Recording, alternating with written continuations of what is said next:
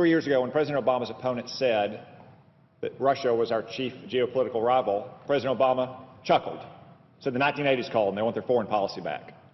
Well, now the 1930s are calling President Obama and they want their foreign policy back. Yesterday was the anniversary of Munich. How fitting that Russia conducted its first major military operations outside of its near abroad since the end of the Cold War on that anniversary in Syria yesterday, because the president's foreign policy has invited exactly this kind of provocation all around the world. President Obama and Secretary Kerry keep saying that they don't know what Russian intentions are. They don't know what Russia's goals are in the region.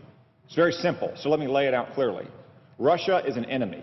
Vladimir Putin is a KGB spy who views the world as a zero-sum game.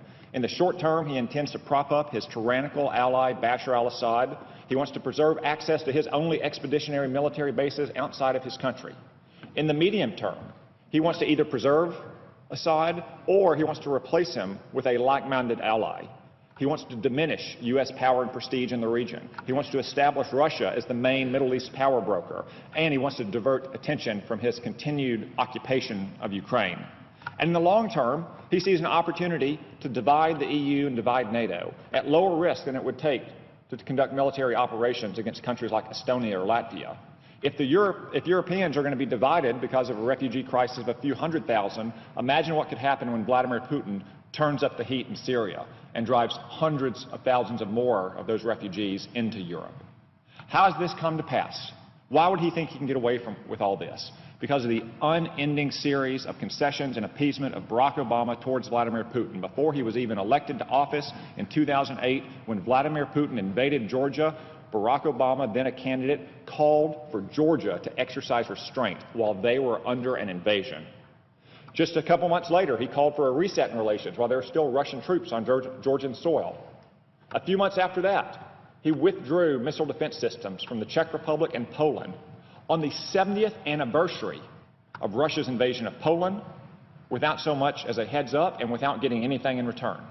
He entered into the New START Treaty, which allows Russia to continue to grow their nuclear forces while requiring the United States to reduce ours. In a hot mic moment, he was caught with Dmitry Medvedev promising more flexibility towards Russia after the election of 2012. He fought tooth and nail against the Magnitsky Human Rights Act, only accepting it once he realized it had overwhelming bipartisan support in the Congress.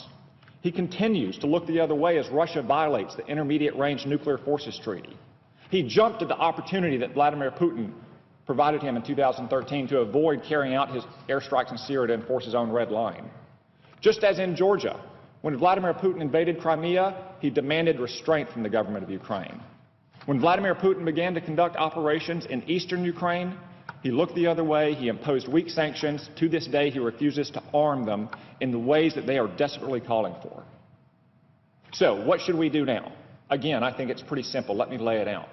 We should make it clear that Vladimir Putin and Russia will not be a power in the Middle East. We should pressure our partners to do the same thing. We should establish no-fly zones in Syria and make it clear that any aircraft that enters those zones will be shot down. We should make it clear that we will fly where we want and when we want. That any aircraft in Syria, or for that matter in the vicinity of a NATO country that turns off its transponder, will be shot down as a menace to civil aviation and to our allies. We should ramp up our airstrikes in Syria against our enemies like the Islamic State. We should threaten Iran with termination of the nuclear deal because they are continuing to provide support for Bashar al-Assad. We should make it clear that Israel retains the right to interdict missile shipments from Iran through Syria to the terrorist group Hezbollah. And let's not forget about Ukraine and Europe. We should arm Ukrainian forces. We should give them the intelligence they need on Russian forces and rebels that are massing on their border.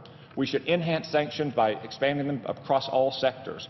We should move troops to base them, at least temporarily, if not permanently, on our eastern NATO flank in places like Estonia and Latvia. Some say these responses will be provocative. But where will Putin's provocations end? What's really provocative is American weakness. Putin is humiliating the United States. If we don't draw a line now and enforce it, it will not be a choice between humiliation or war.